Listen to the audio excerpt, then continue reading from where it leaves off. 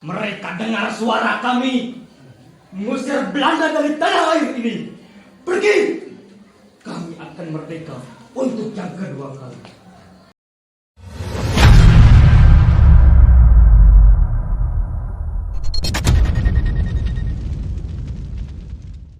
Jorge de Menezes 1526. Papua mula-mula ditemukan pelaut Portugis. Mingguin adalah sebutan untuk Papua. Sosial budaya yang berada pada duka dan derita. Kebanggaan terhadap suku mereka sendiri hanya bumerang. Perang antar suku mengakar dalam budaya dan tradisi mereka. Integrasi hanya mimpi. Seakan Papua bukan bagian dari NKRI. Konferensi meja bundar yang dikhianati Indonesia tetap saja mau dibodohi dengan janji Papua untuk kembali setelah perang KMP Telucuti. 1 tahun telah berlalu. Seperti komunis di Orde Baru, pengesahan perjanjian pada waktu konferensi itu, hujannya akan kembali dengan Irian Barat yang tak lagi terganggu. Itu sih hujannya saat konferensi. Dahulu janjinya cuma setahun saja. 15 tahun berlalu, mereka seakan pura-pura tuli dan buta, tidak mendengar dan melihat apa kata dan orasi kita untuk berdiploma melalui konferensi Asia Afrika Bandung pada April 1950. Pembicaraan mengenai Irian Barat tidak direncanakan oleh pihak Indonesia. Bahkan Soekarno tidak sama sekali menyinggung dalam Pidatonya ketua delegasi Syria menyinggung masalah. Mr. Soekarno, orang yang pertama kali membuka sidang umum. Indonesia tidak hanya tinggal diam. Pengaduan terhadap PBB mulai mengancam. Belanda mulai resah dan takut akan terbuka kembali Irian. Jelas, Belanda bersikeras agar Indonesia diambang kegagalan. Indonesia tidak hanya tinggal diam. Hingga akhirnya Belanda disesak agar bersedia membuka Perundingan konferensi Asia Afrika. Diketahui PBB telah membantu kedua belah pihak untuk berdamai.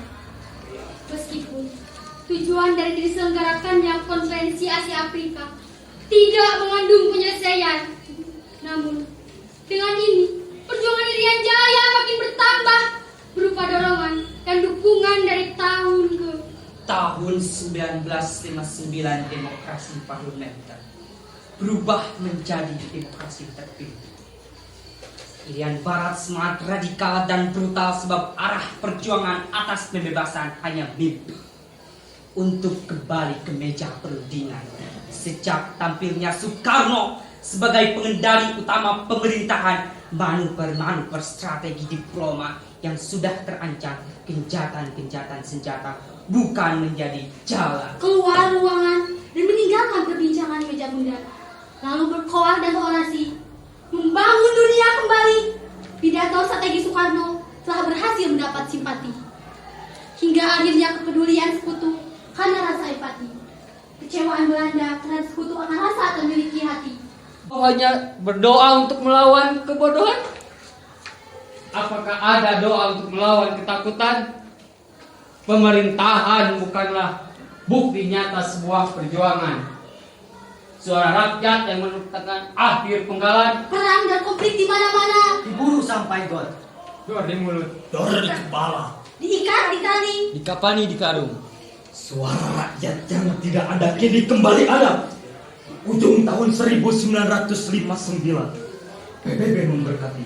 Mereka dengar suara kami mengusir Belanda dari tanah air ini. Pergi! Kami akan merdeka untuk yang kedua kali. Tahun 1963, integrasi Irian Barat bukan hanya mimpi.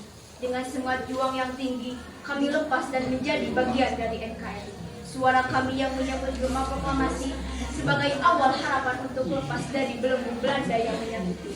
Sangsaka merah putih kami kibarkan sebagai tanda Penangkapan terhadap peserta upacara dan menjebloskan ke penjara.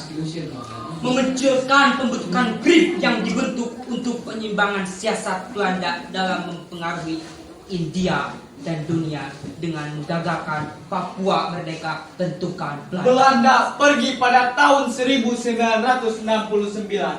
Kini kami rakyat Irian dirangkul kembali pemerintahan yang menyebabkan sebuah persatuan Sekarang kami bagian dari Indonesia. Kami adalah Nusantara.